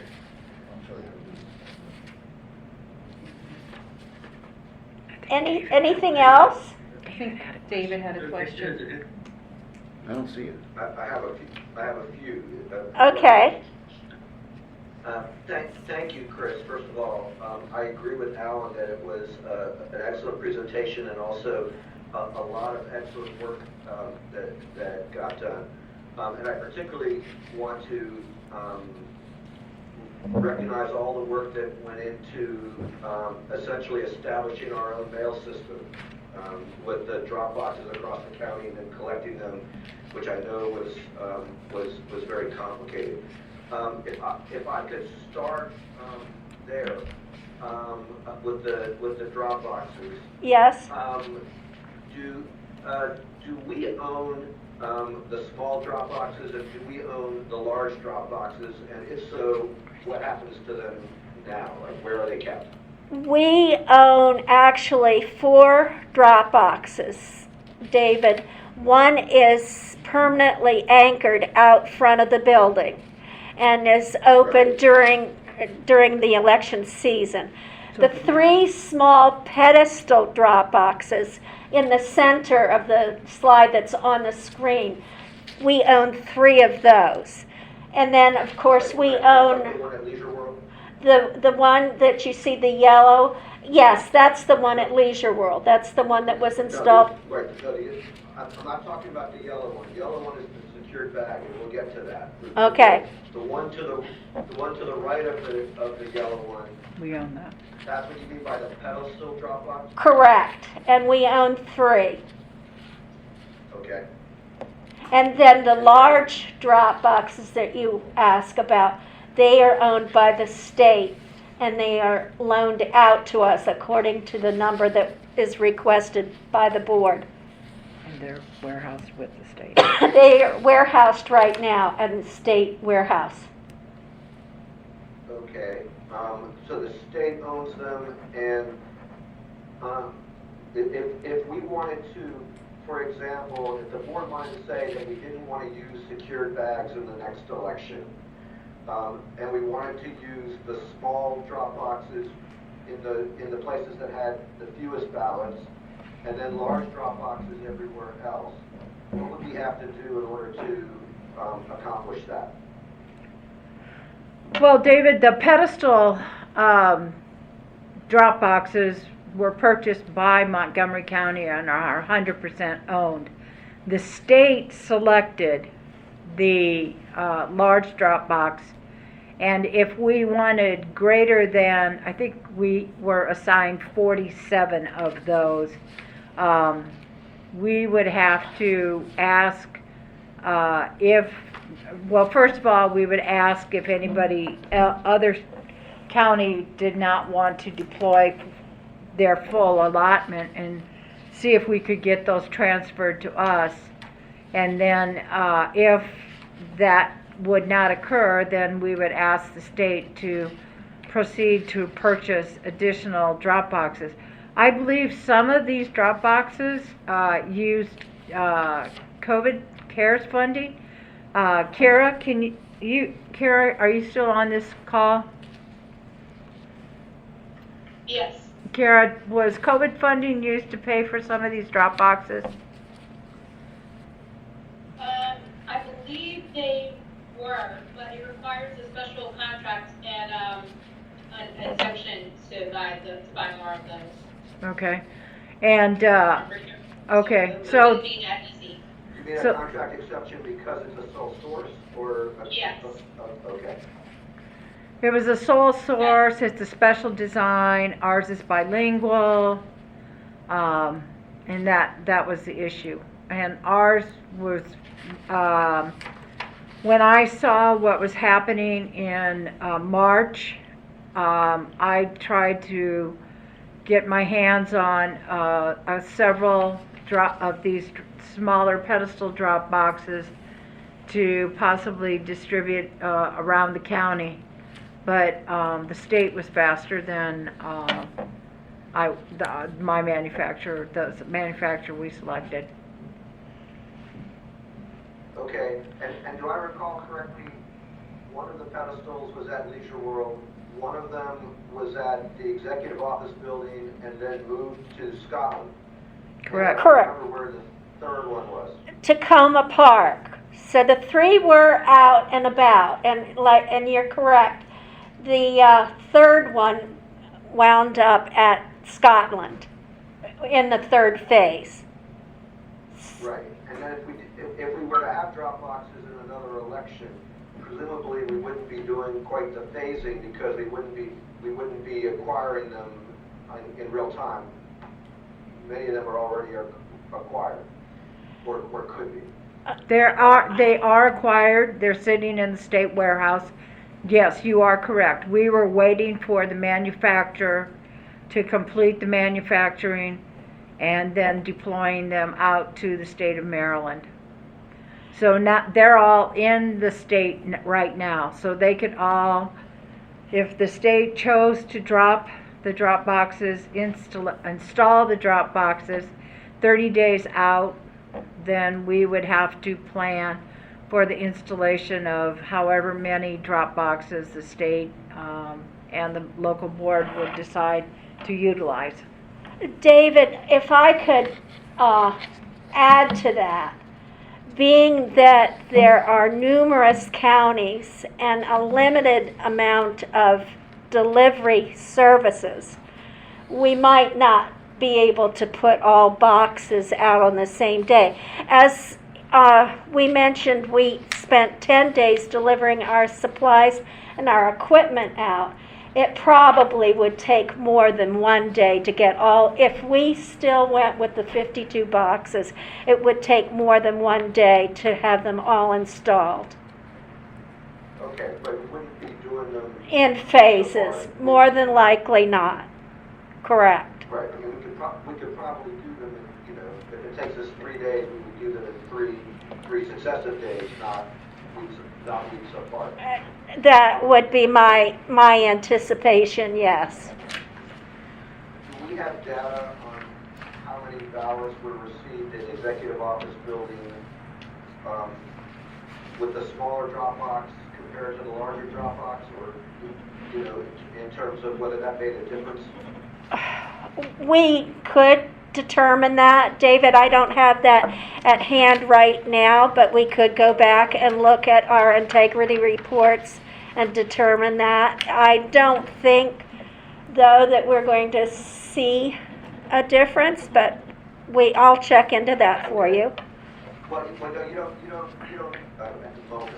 Mostly what I would want us to do, and again, I'm going to ask whether this is the appropriate time to do it. I know that the board was quite surprised by the secured bags.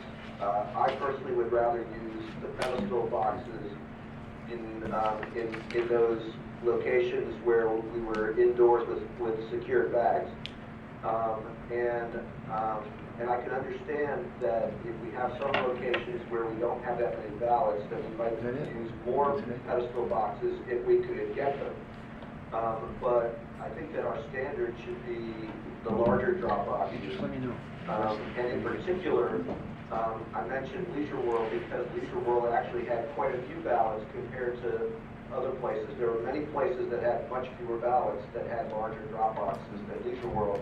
And I got feedback from people that they had to work very hard to get their ballot into the box at Leisure World. And I'm sure we all agree that none of us want that for any voter to, we want them to be able to easily, if we have drop boxes, we want them to be able to easily get their ballot into the drop box. David, when the board begins the process of planning the early voting centers and moving forward with your precinct selections, drop boxes are also part of the picture now. And so the board will weigh in at that time as to the locations, because that information will need to be integrated into all elements of our social media, as well as sample ballot and things like that. So if Leisure World would agree to the larger box, I mean you have to understand that the private property has to agree to whatever the piece is that, so maybe they may not want the large drop box, then maybe they want just the pedestal. Maybe Riderwood doesn't want us to drill a hole into their floor to put in the pedestal. Maybe they only want the yellow secured box. It'll be something that the board will determine in September, October, and November of this year as you prepare for the 2022 election. And I'm going to just excuse me, David, I'm just going to quickly say the placement of these boxes really was determined by the security of the box. We needed to review where the cameras were placed on these campuses. We couldn't randomly set a box anywhere on the location. It had to be within the sight line of a camera. Right. Okay, I appreciate that. I know that while it may be true that the management of Riderwood or Asbury or Leisure World has its views about this, their voters certainly have views as well. I would hope that we would have an opportunity to discuss this long enough in advance that their voters can be heard from, both for us and for the management in these locations. One last question. I saw the picture and remember the floor covering in Wheaton, which was excellent. Do I recall correctly that Recreation paid for the floor coverings, or did we have to pay for the floor coverings? We needed to pay for that floor coverings with the agreement that it would be available to us when we set up an election at Wheaton Library and Rec Center. So we pay for floor coverings that they can use for other purposes as long as it's also available for elections? David, I believe that that ultimately we did not pay for the floor cover. That's what they told us. But then the pandemic occurred, and everything shut down, and so monies started moving around. So I do not believe that we were charged back by Recreation. But Kara, will you double check and make sure that my recollection is correct? We didn't pay for the floor cover. Okay, there you go, David. Okay, well, and obviously we would want that to be available again in the future, although it makes more sense for them to pay for it because they can use it for lots of occasions, not just for us. So, thank you. Diane? She's got to unmute herself. Diane, unmute. Yeah, can you hear me now? Everything okay? Yeah. Yes. Margaret inadvertently partially answered my question already, but those pedestal drop boxes, how is that thing anchored to the ground? It looks like you could just drive up and carry it home like a parking meter if it was sitting there. Is that, Margaret said it needs to be bolted to the floor, obviously. Well, in this case, it was bolted Well, to a what's the slab. answer? How do they anchor that thing It was- permanently when you're out on a sidewalk, or it looked like it was on concrete? It was bolted to 2 layers of concrete. So it was bolted to a concrete slab, which was then bolted to the concrete. So you could, if you had a big enough truck, go around the bolsters and then smash it down if you felt that ambitious. We did a very good job of trying to make sure it was secure. That was the, excuse me, Diane, I'm sorry. That was the instance in one particular location. That was the location where we planned on moving from EOB to Scotland. We made it, for a lack of a better word, a mobile unit. The other 2 units were actually anchored into the concrete with 4 huge bolts. Thank you. No, I appreciate that.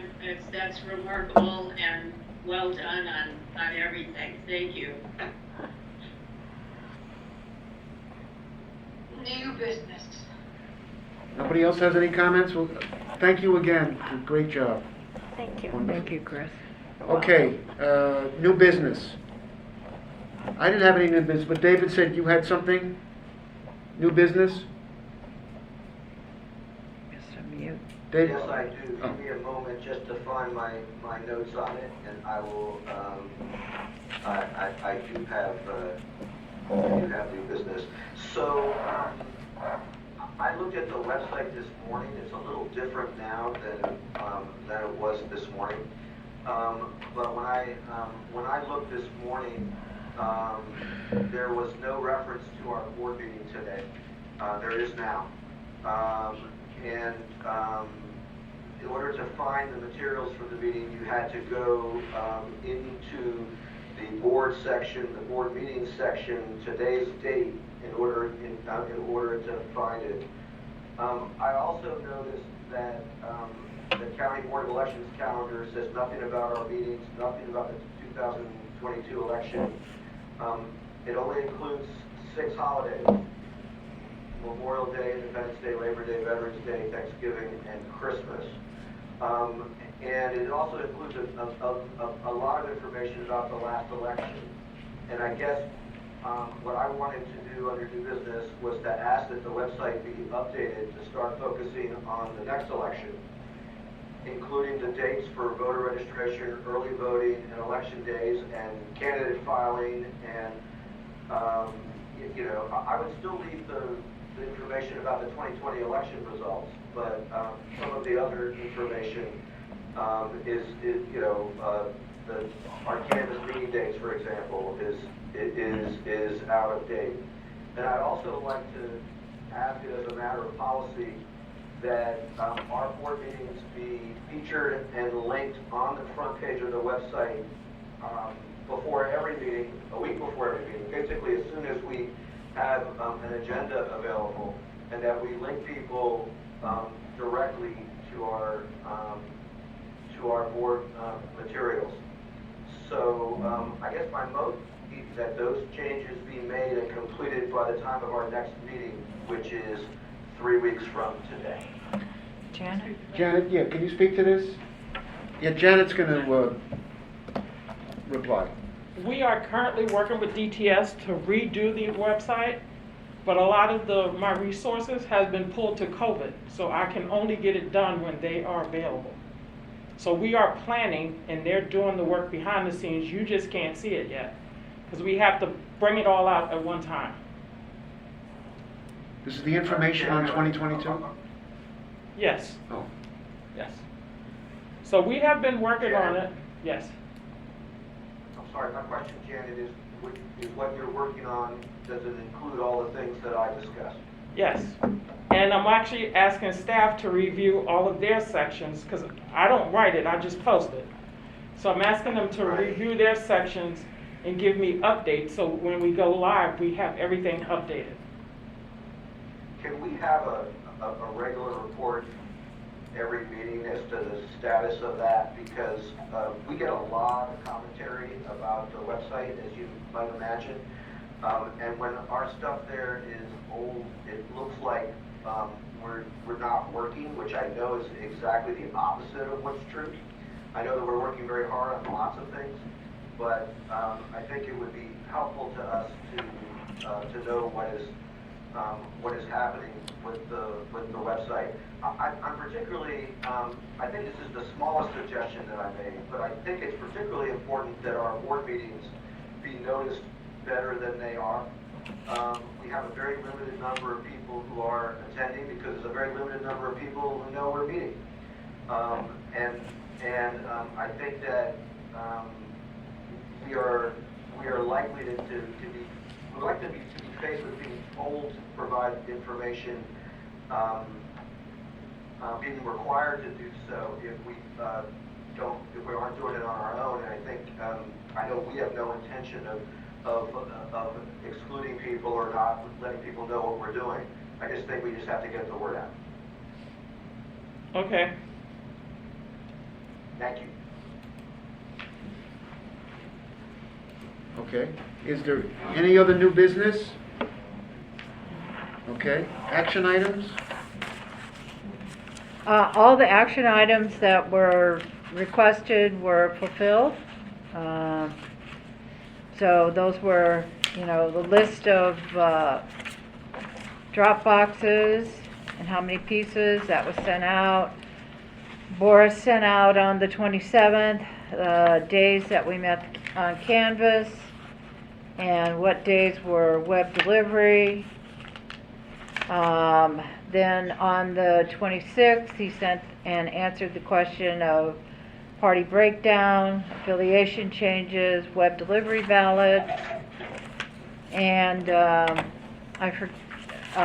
letter to the delegation was the letter sent. to the delegation went, and There was the clarification for information, the social security changes. Social Security is an electronic transmission, and that was sent out. Okay. And maybe with the election, the new election coming up, can we add in your report, Margaret, update on the website? Yeah. Yeah, let's do that, Lisa. Under election director status report. I put it as out. You're saying every month, Jim? Yeah, let's have an update on the website.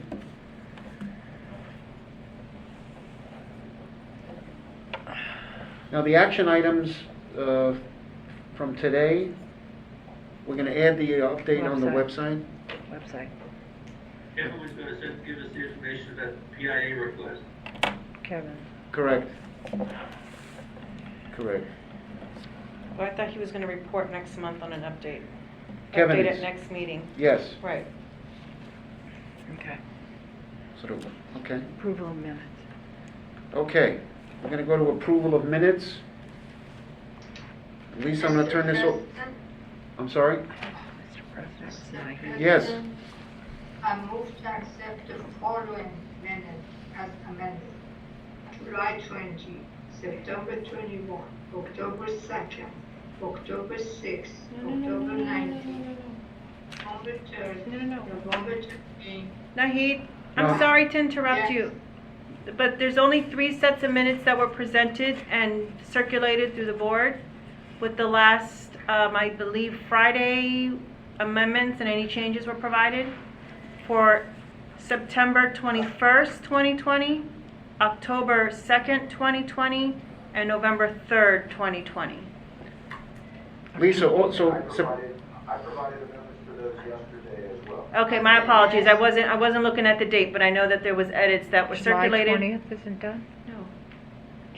so Lisa, the 3 sets of minutes that have been amended and circulated, September 21, October 2nd, and November 3rd. Correct.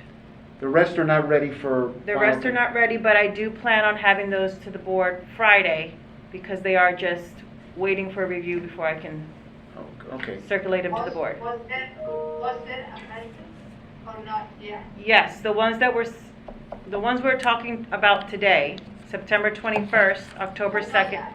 The other ones you're talking. No, they have not been circulated We have 3 today. today. So Nahid, did you want to amend your motion or someone else?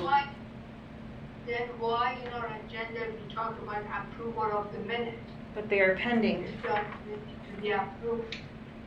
They're pending. They're all pending. Right. Yeah. I know, but should not say approval. I can take them off, whatever you guys prefer. She just had pending next to I don't them. think they should be on the agenda if we're not going to act on them. Yes, thank you. Okay. Okay. But thank you. It's just easier to track them, but that's fine. Okay. Let's finish that one. Okay, we're going to vote on September 21, October 2nd, and November 3rd, as amended. Is there a second? I second. Okay. Any discussion on the minutes in the motion to be approved? No discussion? Okay. All those in favor of approving the minutes of September 21st, 2020, October 2nd, 2020, November 3rd, 2020, all those in favor say aye. Aye. Aye. Anyone opposed? Okay, Lisa, those 3 sets of minutes are unanimously approved. Mm-hmm, got it. Okay. It took longer to approve this minute than go to the Mars.